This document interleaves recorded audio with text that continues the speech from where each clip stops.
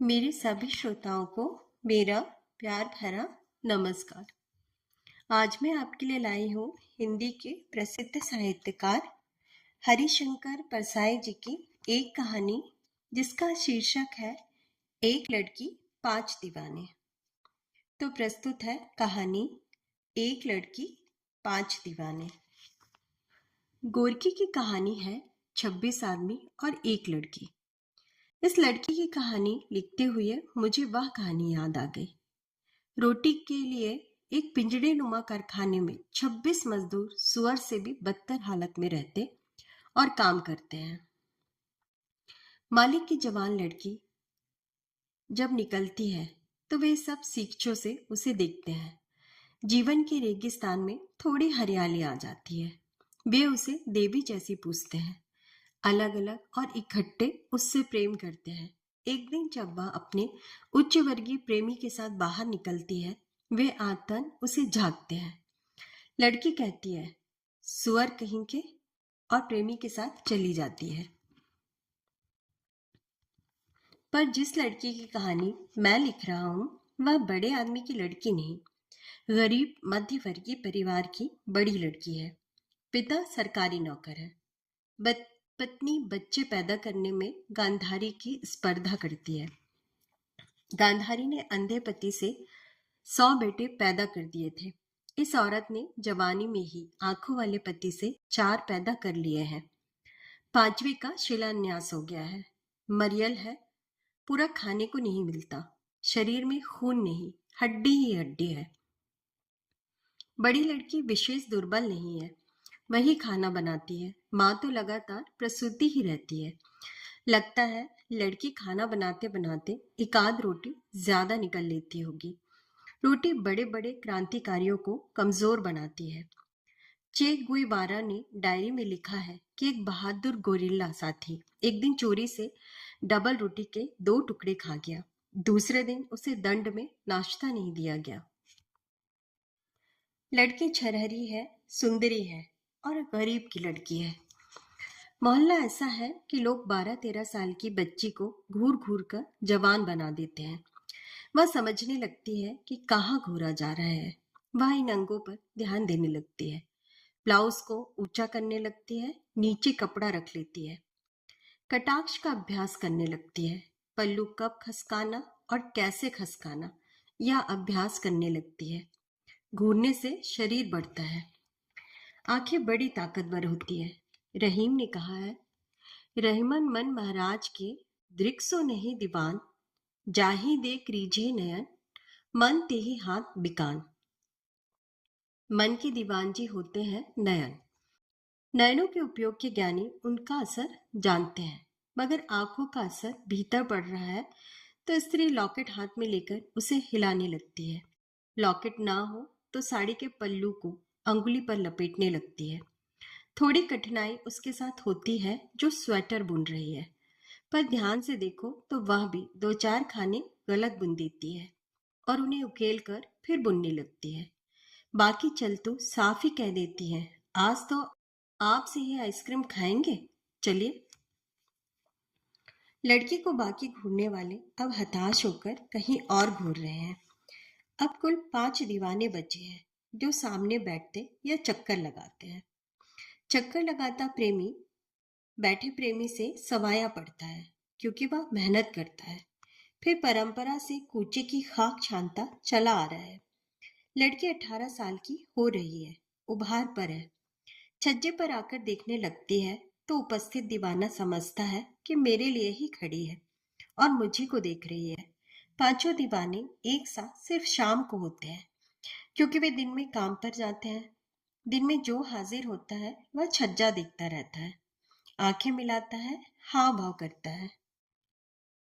सामने एक अधेड़ जनरल मर्चेंट की दुकान है, नीचे क्रॉकरी की।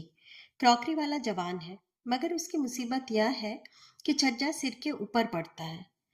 जनरल मर्चेंट के बगल में किताबों की दुकान है जिसका मालिक 40 साल का खूबसूरत आदमी है।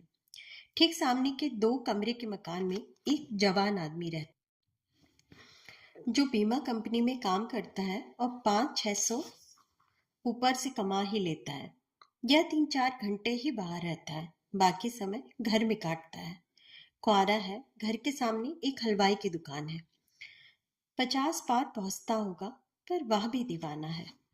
दीवाना नंबर 1। इसे कुल 3-4 घंटे का काम है।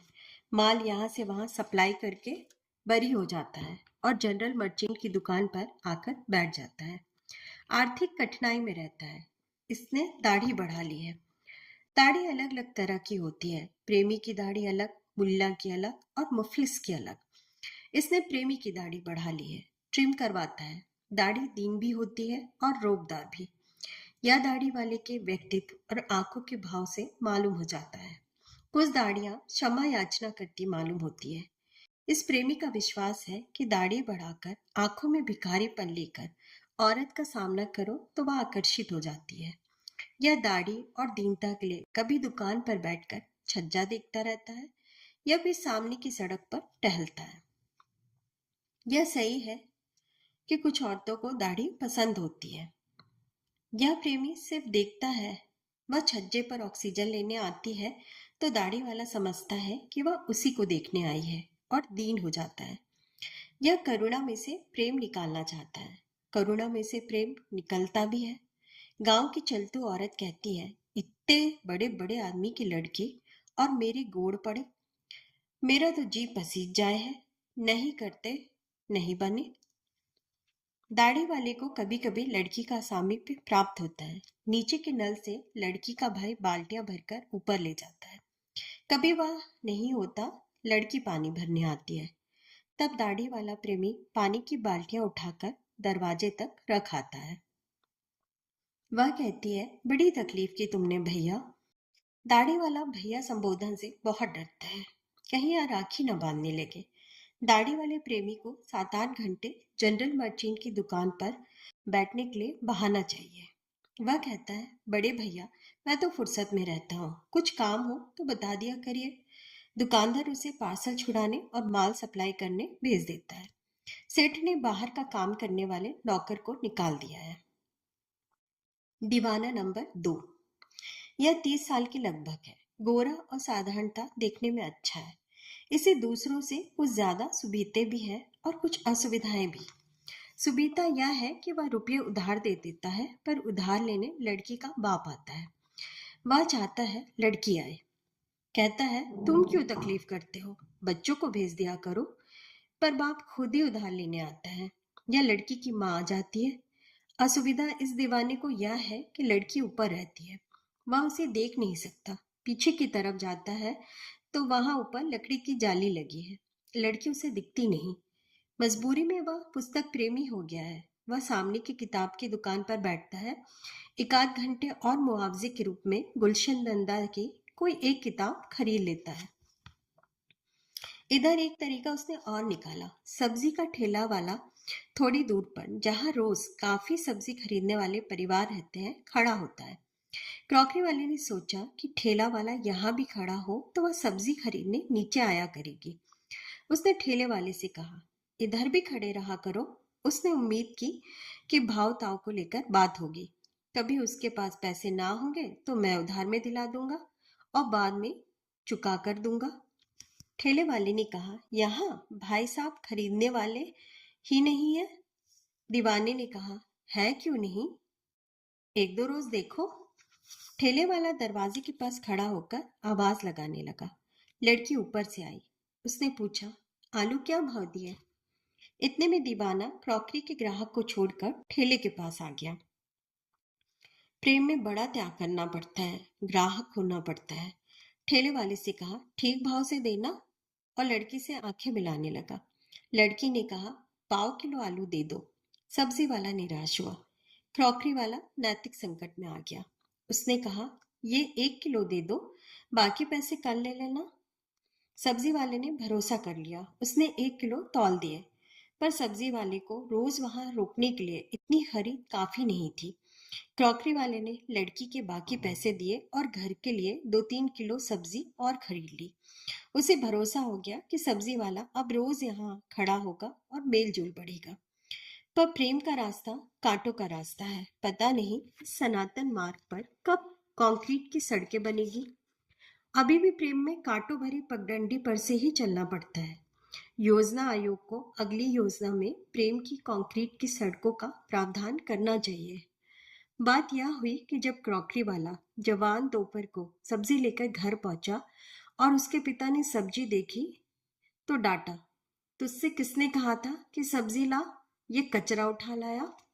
बात यह है कि पिता रिटायर्ड बेकार आदमी है। वह सुबह झोला लेकर सब्जी बाजार चल देते हैं, 10 दुकानें देखते हैं और बढ़िया सब्जी खरीदते हैं। नतीजा प्रेमी के लिए बुरा हुआ। दूसरे दिन से उसने सब्जी खरीदना बंद कर दिया और ठेले वाले ने वहां रुकना बंद कर दिया। अब ऊपर के परिवार को सब्जी चाहिए तो छोटी लड़की दूर खड़े ठेले से 5 किलो आलू खरीद लाती है। अब इस दीवाने को कुल इतना सहारा है कि सामने की किताबों की दुकान पर बैठे देखे और नजर बचाकर हल्का सा इशारा कर दे। दीवाने अपने बर्ताव से लड़की को चतुर बनाए दे रहे हैं। भोली लड़की सुविधा की होती है, उसे पटाना आसान होता है, पर ये दीवाने उसे काइयां बना रहे हैं या इन्हीं के हित के विरुद्ध जा रहा है। अब वह लड़की आसान नहीं रही। दीवाना नंबर 3।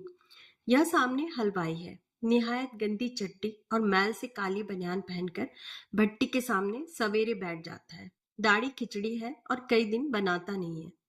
दांत पीले हैं, नाक को नाक नहीं आलू बंडा कहा जा सकता है।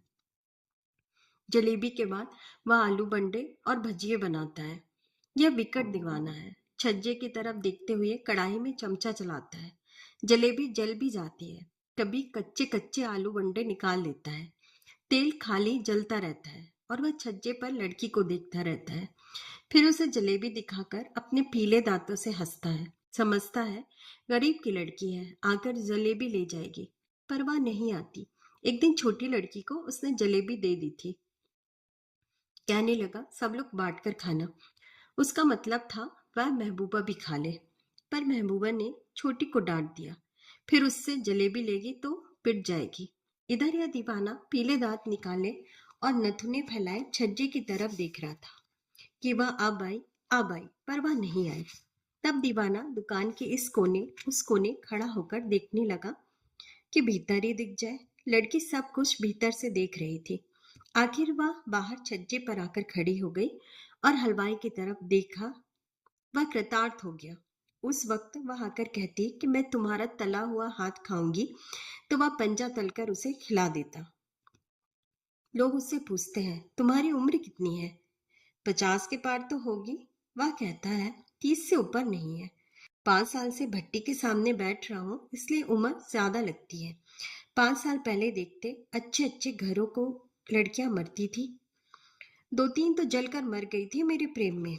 जब वह छज्जे पर आती है, हलवाई पीले दांत निकालकर थुथने फैलाकर सांड की तरह दूर से सूंघता है कि तैयार हुई कि नहीं। दीवाना नंबर 4। यह खिलाड़ी है, कई जगह खेलता है, पैसे वाले का लड़का है। चेन सावधानी से कुर्ते के बाहर रखता है। यह अक्सर शाम को आता है। इसका विश्वास है ट्यूबलाइट में आदमी ज्यादा खूबसूरत लगता है। इसका आना किसी को पसंद नहीं, इसके अच्छे कपड़ों और चेन के कारण। पर तब लड़की चूल्हा फूंकती रहती है। आसपास के ट्यूबलाइट बेकार चले जाते हैं। 1-2 बार वह लड़की छज्जे पर आकर पसीना पोंछने लगती है। यह दीवाना समझता है कि चेन उसे दिख गई। यह सोने की चेन से बांधकर उसे खींचना चाहता है। यह प्रेमी बड़े जोर जोर से शेखियां बघाड़ता है, ठहाके लगाता है। वह सुन ले कि कोई मस्ताना उसके लिए बेताब है, पर लड़की तब भीतर चूल्हा फूंकती होती है। दीवाना वहां लोगों को चाय पिलाता है। वह देख ले कि मैं इतना उदार हूँ, पर वह चूल्हा फूंकती है। जोर से कहता है अरे हजारों रुपए फूंक दिए हैं, यहाँ तो पैसे को मिट्टी समझते हैं। जरूरतमंद हो और मांगे तो 1000-2000 दे देते हैं और भूल जाते हैं। पर लड़की इसकी यह दैवी उतारता सुन नहीं पाती, क्योंकि रोटी बनाती होती है। इस दीवाने ने समय गलत चुना।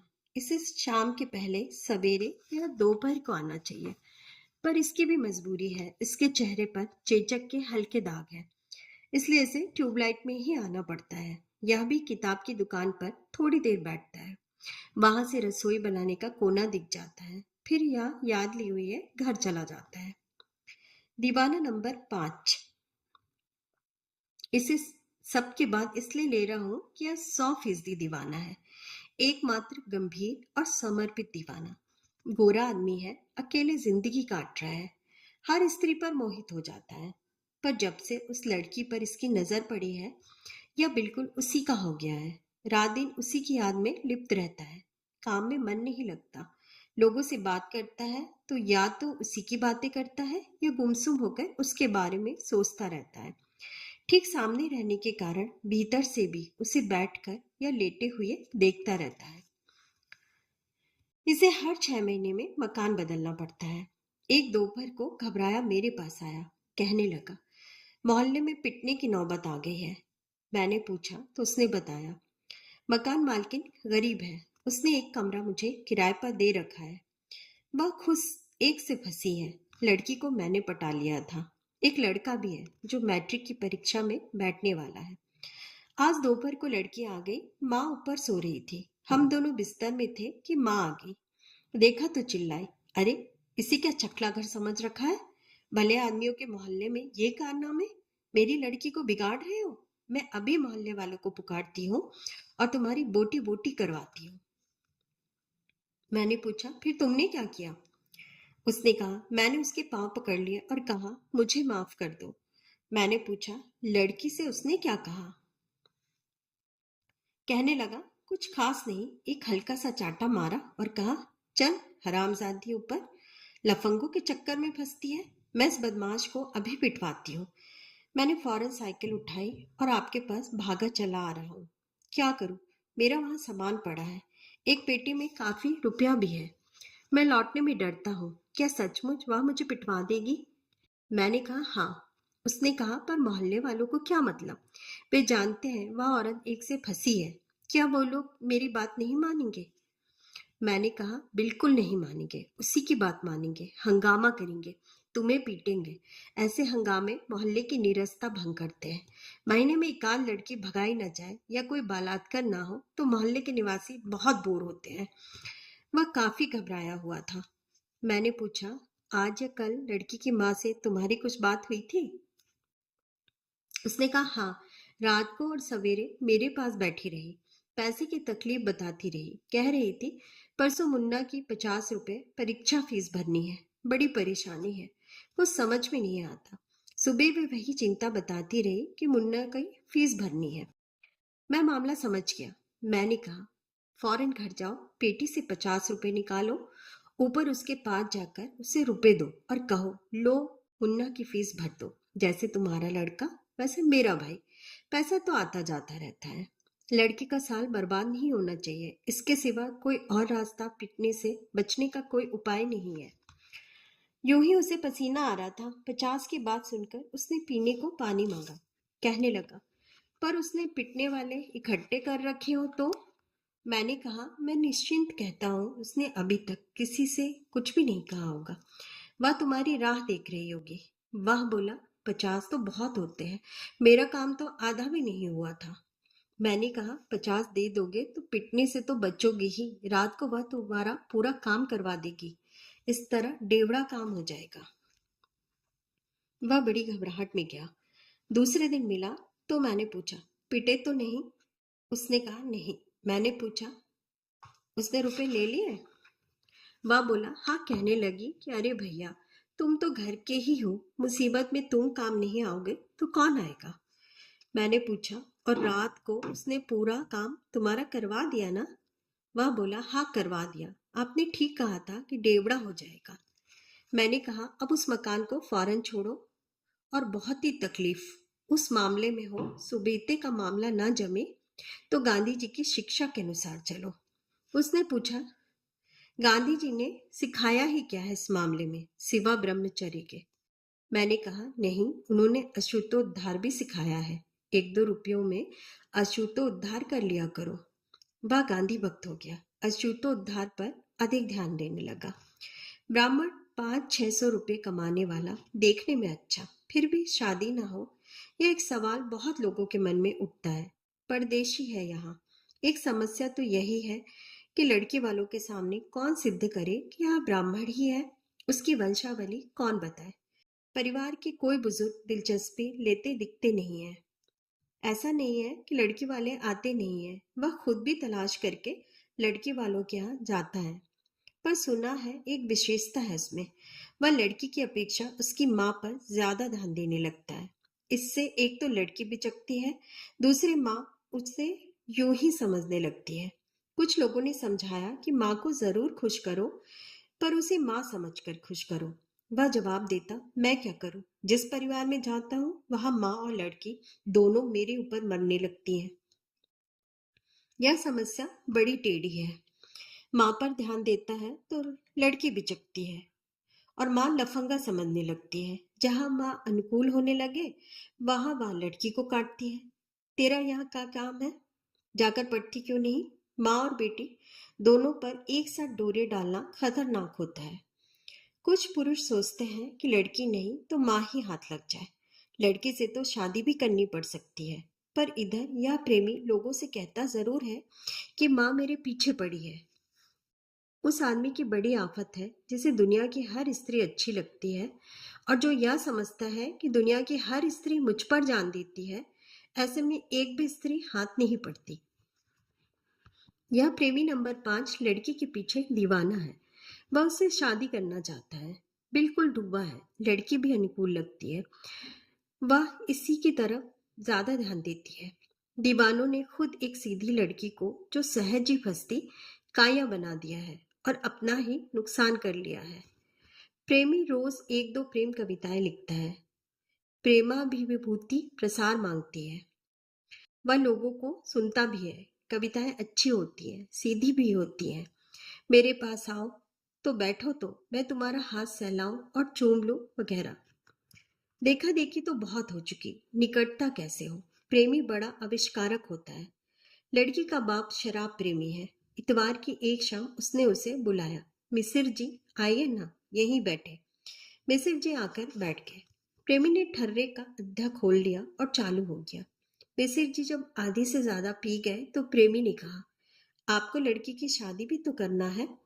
मिसिर जी ने झोंकते हुए कहा, मुझे क्या चिंता, तुम जैसा दामाद किस वाले को मिलेगा? तुम तो मेरे दामाद ही हो गए, दुनिया कुछ भी कहे। सबकी माँ की। उसने प्रेमी को गले लगा लिया। प्रेमी को रात भर नींद नहीं आई। सुबह मिसिर जी घर से निकले तो प्रेमी ने पुकारा, मिसिर जी जरा सुनिए तो। मिसिर जी ने चलते चलते कहा, ड्यूटी का टाइम हो रहा है, फिर मिलूंगा। उनका नशा उतर गया था। एक नैतिकतावादी। यह सीधा खूबसूरत पुस्तक विक्रेता है। 3 बच्चे हैं, अच्छी पत्नी है। इसके लिए दुनिया में दूसरी और कोई औरत नहीं है। मैं कभी कभी उनके पास बैठता हूँ, वे पीड़ित हैं। कहते हैं, यह क्या चला है मोहल्ले में, बड़ी खराब बात है, तमाम हल्ला फैला हुआ है, यह बंद होना चाहिए। फिर कहने लगे, हमारी भी बदनामी हो रही है। वे 3 दीवाने हमारी दुकान पर आकर उससे आंखें लड़ाते हैं और इशारे करते हैं। इससे हमारे धंधे पर असर पड़ेगा। मैंने उनमें से 2 से तो साफ कह दिया कि यहाँ न बैठा करो। मैंने थोड़े हल्के मूड में कहा, तुम तो हो बुद्धू। मैंने देखा है कि वह लड़की तुम्हारी तरफ बहुत देखती है, वह तुमसे बहुत आकर्षित है। तुम एक आध बार उसकी तरफ देख तो लिया करो। उन्होंने कहा, फालतू बात मत करो, हम इन झंझटों में नहीं पड़ते, हमारी वाइफ है। मैंने कहा, यार एकमात्र वाइफ से काम नहीं चलता, तुम बहुत आलसिक हो। ऐसी ऐसी खूबसूरत लड़कियां किताबें खरीदने आती हैं और तुम उनसे 5-10 पैसे कमीशन के लिए झिकझिक करते हो। कल यह जो पीएचडी वाली आई थी, कैसे प्रेम से बातें कर रही थी। कहती थी, हम तो फर्स्ट ईयर से आपके पास आ रही है, कहीं और जाती ही नहीं। और तुम उससे कहते थे, 5 पैसे से ऊपर कमीशन हम नहीं देंगे। बेचारी कितनी निराश हुई। तुम्हें तो उसे किताबें यूं ही दे देना था कि लो, ले जाओ पढ़ो। उनका जवाब था, जी हाँ, खूबसूरत औरतों को किताबें यूं ही देता जाऊं तो 3 बच्चे जो मैंने पैदा कर रखे हैं उनका पालन क्या वह पीएचडी वाली करेगी? फिर वे नैतिकता, सदाचार, एक पत्नी व्रत और पति धर्म की बातें करने लगे। मैंने कहा, धर्म व्रत इस मामले में बहुत छूट देते हैं। देखो, पत्नी व्रत से पति व्रत धर्म बड़ा होता है। पर तुलसीदास ने कहा है उत्तम नारी के बारे में, उत्तम कर अस बस मन माही, सपने हुआन पुरुष चकमाही। अर्थात उत्तम स्त्री वह है जिसके लिए सपने में भी कोई पुरुष पराया नहीं है, सब अपने ही है। इस पर उनका रिमार्क था, तुम्हारा दिमाग विकृत है, तुम उल्टे और गलत अर्थ निकालते हो। अच्छा हुआ जो तुमने पढ़ाने का धंधा छोड़ दिया, हम इस सब को पसंद नहीं करते। मैं उस तीसरे प्रेमी का भी आना बंद करा दूंगा। और वे मोहल्ले की अनैतिकता पर और गमगीन हो गए। फिर प्रेमी नंबर 5। इस प्रेमी की बात मैंने बीच में छोड़ दी थी। यह आदर्श प्रेमी है। जो होने वाले ससुर को पहले से ही दारू पिलाए वह आदर्श प्रेमी होता है। पर सुबह नशा उतरने के बाद वह यह जरूर सोचता होगा कि संभावित आदर्श दामाद शराब पीता है। रात को लगभग 1.5 पौवा पीकर जो गले लगाकर दामाद बना लेता है, वह सुबह यह कहकर बरका जाता है कि ड्यूटी पर जाना है, टाइम हो रहा है। दिन में उससे पक्की बात ही नहीं होती, घर में जाने का सिलसिला ही शुरू नहीं हो रहा। लड़की की माँ चतुर है, वह सब समझ रही है। एक दिन लड़की के घर में आटा नहीं था, चूल्हा ठंडा पड़ा था। माँ ने छोटी लड़की को प्रेमी के पास भेजा। बोली, सामने वाले बाबूजी से कहना कि हमें थोड़ा आटा दे दे, हमारे घर आने पर लौटा देंगे। लड़की गई। प्रेमी प्रेम में सिर से पांव तक डूबा है। कहता है, मैं उसके लिए प्राण भी दे सकता हूँ। प्रेमिका भूखी बैठी है। प्रेमी ने झट से लगभग 2 किलो आटा लड़की को दे दिया, मगर उसके जाने के बाद डायरी निकालकर उसके नाम 2 किलो आटा और उसकी कीमत लिख दी। मुझे ऐसे आदर्श प्रेमी बड़े अच्छे लगते हैं, जो प्राण देने को तैयार है मगर भूखी प्रेमिका को जो आटा देते हैं उसकी कीमत उसके खाते में लिख लेते हैं। प्राण की कोई कीमत है? बाजार में कौन खरीदता है प्राण? आटा फिर भी 1 किलो 1.5 रुपए का होता है। हिसाब प्रेम में जरूर होता है। कहीं प्रेम में फल नहीं आए या शादी ना हुई तो कम से कम हिसाब तो रिकॉर्ड में रहेगा। लड़की कभी दाल भी ले जाती है तो प्रेमी उसकी कीमत प्रेमिका के खाते में डाल लेता है। मिसिर जी कहते हैं, तिवारी जी एरियर्स मिलने वाले हैं, मिलते ही सब चुकता कर दूंगा। पर प्रेमी सोचता है, आटा दाल और नगद के एरियर्स छोड़ो, प्रेम के जो एरियर्स हो गए हैं वे तो जल्दी चुक जाए। आखिर एक दिन छोटी लड़की ने सुबह आकर कहा, भैया अम्मा ने कहा है कि भोजन दोपहर को हमारे यहाँ करना। प्रेमी थोड़ी देर तो सन्न बैठा रहा, फिर विचलित हुआ। आखिर घर में जाने का सिलसिला बंधा। दोपहर के खाने को 3 घंटे थे। इतना समय कैसे काटे? क्या सिनेमा का मैटिनी शो देखा है? खुशी से अर्धविक्षिप्त हो गया। मन को लगाए रखने के लिए सामान संभालने लगा, उसमें भी मन नहीं लगा। सड़क पर निकल पड़ा, चौराहे तक गया, बगल की दुकान से पान खाया, लौटा तो फिर पान खाया, फिर दूसरे चौराहे तक गया, इस बार इधर के पान वाले से पान खाया, फिर दूसरे चौराहे की तरफ गया और फिर पान खाया। पान वालों ने कहा, आज तिवारी जी 15-15 मिनट में पान खा रहे हैं, क्या बात है? वह दोनों चौराहों तक 6 बार जा चुका था और 24 पान खा चुका था। पता नहीं पानों का हिसाब अब उसने प्रेमिका के खाते में लिखा कि नहीं। फिर थक कर बैठ गया और बच्चन के गीत पढ़ने लगा। आज न सोऊंगा न सोने दूंगा तुमको हे मन भीने, कई बार गाया। फिर स्नान किया, छकछक धोती और कुर्ता पहना, चेहरे पर स्नो लगाया और बिना आसपास देखे चोर की तरह सीढ़ियां चढ़ गया। बड़े प्रेम से उन लोगों ने खाना खिलाया। खाने के बाद लड़की की माँ ने कहा, भैया काहे को हाथ से रोटी बनाते हो, यहीं खा लिया करो। सुनकर प्रेमी को थोड़ी देर तो होश ही नहीं रहा। फिर होश में आया तो बोला, आप लोगों की इच्छा है तो खा लिया करूंगा, पर आप लोगों के भी खर्चे लगे हैं, आपको 60 रुपए हर महीने लेने पड़ेंगे। माँ ने कहा, आपस में पैसे की क्या बात है, आप तो शाम से ही खाना शुरू कर दो। 6-7 आदमी का खाना वैसे ही बनता है, दाल में थोड़ा पानी ज्यादा डाल दो और सब्जी में भी तो सिर्फ 4-5 रोटियों की ही तो जरूरत है। 60 रुपये गरीब परिवार की बहुत मदद है। शाम को प्रेमी खाना खाने गया तो पहले 60 रुपये माँ के हाथ में रखे।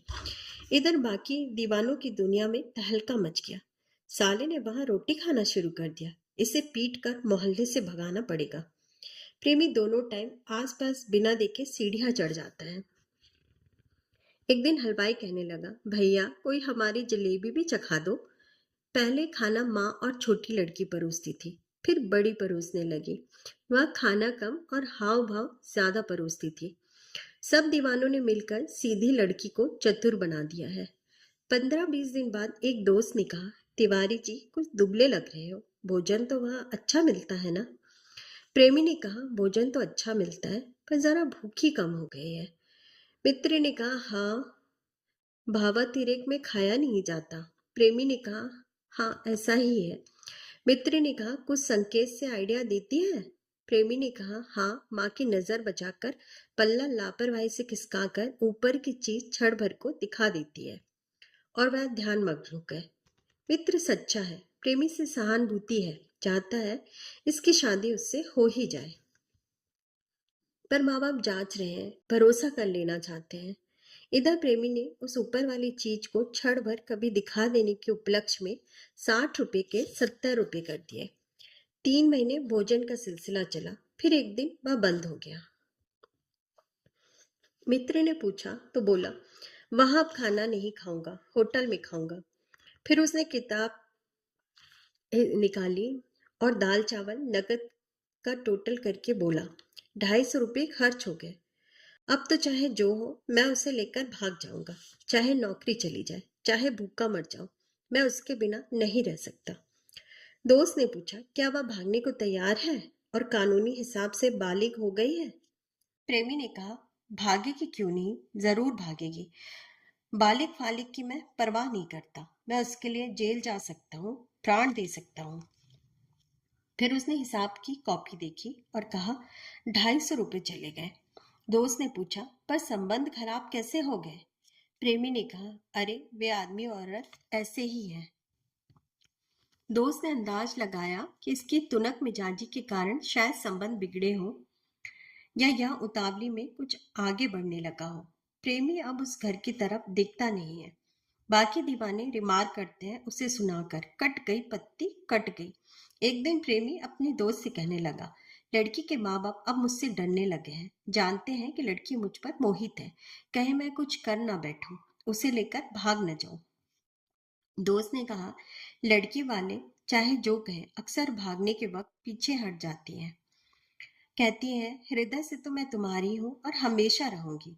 लड़कियों को ये मुहावरे रटे रहते हैं। प्रेमी ने कहा, वह ऐसी नहीं है, साहसी है, इसी वक्त उसे घर से निकाल सकते हैं।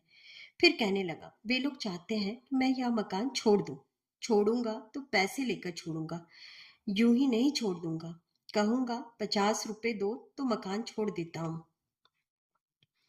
आदर्श प्रेमी के यही लक्षण होते हैं। वह उदास रहता है, चिढ़ता है, हर आदमी को अपना शत्रु समझता है। दोस्त ने सलाह दी, पुराने ख्यालात के आदमी है, घर से किसी बुजुर्ग को बुला लो, वे बकायदा संबंध की बात कर लेंगे। प्रेमी ने कहा, बुजुर्गों की ऐसी की तैसी, जब सालों ने इस उम्र तक परवाह नहीं की, तो अब मैं उन्हें नहीं बुलाऊंगा, जो करना होगा मैं करूंगा। मैं क्रांतिकारी आदमी हूँ। लड़की गरीब आदमी की है, घर का सब काम करती है, रोटी बनाना, घर साफ करना, कपड़े धोना। सीधी भोली लड़की, थोड़ी देर पढ़ने चली जाती थी। अभी अभी उसने किसी तरह मैट्रिक पास किया है, उसे लगता था यही उसकी जिंदगी है। पर दीवानों ने अपनी हरकतों से उसे भान करा दिया है कि उसके पास रोटी बनाने, कपड़े धोने और घर साफ करने के सिवा कुछ और भी है जो घर के नहीं बाहर वालों के काम का है। जो उम्र पाकर हर लड़की को यह बोध हो ही जाता है, पर इसे थोड़ा पहले ही दीवानों ने करा दिया। इसलिए वह छज्जे पर बार बार आकर घर के दमघोटू वातावरण से मुक्ति पाती रही है और लगातार समझती रही है कि वह क्या है जो घर के नहीं बाहर के काम का है। 17 साल तक पहुंचते पहुंचते वह समझ गई कि गरीबी के कारण उसकी शादी होना कठिन है। उसका दम यहीं घुट जाएगा या किसी ऐसी के गले मर दी जाएगी जहां वह यहां से भी ज्यादा घुटे। वह सोचने लगी कि प्रेमी नंबर 5 से ही शादी हो जाए तो ठीक हो। बाकी दीवानों को वह जानने लगी थी। शादी करने का इच्छुक वही सिर्फ दीवाना नंबर 5 था। 18 पार कर रही थी। चाहती थी कि सस्ती मैली साड़ी, हल्के ब्लाउज और खोपरे के तेल सवारे बाल किसी को गंभीरता से अच्छे लगे। प्रेमी नंबर 5 उसकी इस सादी सुंदरता पर मुग्ध होता तो उसे अच्छा लगता कि गरीबी और भुखमरी के बाद भी मुझ में कुछ है जो इससे अच्छा लगता है। मगर लड़की को दीवानों ने खुद ही चतुर बना दिया था। 3 महीने घर में वह भोजन करने आता तो माँ बाप तो उसे जांचते ही थे, लड़की भी जांच रही थी। सबको यह विश्वास हो गया था कि इसे दहेज वगैरह की चाह नहीं है, शादी सस्ते में निपट जाएगी। पर सबको 3 महीने के अनुभव से यह समझ में आ गया था कि यह आदमी टुनक मिजाज, अस्थिर और कुछ भी कर उठने वाला है। यह बारात में से भी लौट सकता है। वे उसके प्रति ठंडे होने लगे, पर लड़की उष्णता का एहसास उसे देती रही। यह उष्णता तो वापस लौटे, उसकी भी जरूरत थी। लड़की को फुर्सत ही नहीं मिलती कि वह कहीं जाए। 4-5 मकान आगे एक परिवार रहता है। गृह मालकिन अच्छी है, उसे वह मौसी कहती है। लड़की कभी कभी मौसी के घर जाती है, 1-2 घंटे बैठती है, उसे वह अच्छा लगता है। मौसी भी उसे चाहती है, सोचती है कैसी सुंदर लड़की, सुशील और भली। पर गरीबी तेरा बुरा हो, इसकी शादी नहीं हो रही है। जिस घर में भी पहुंच जाएगी उजाला कर देगी। नैतिकतावादी पुस्तक विक्रेता कहता है, हम तो जानते थे कि एक दिन ऐसा होगा। हम तो जानते थे।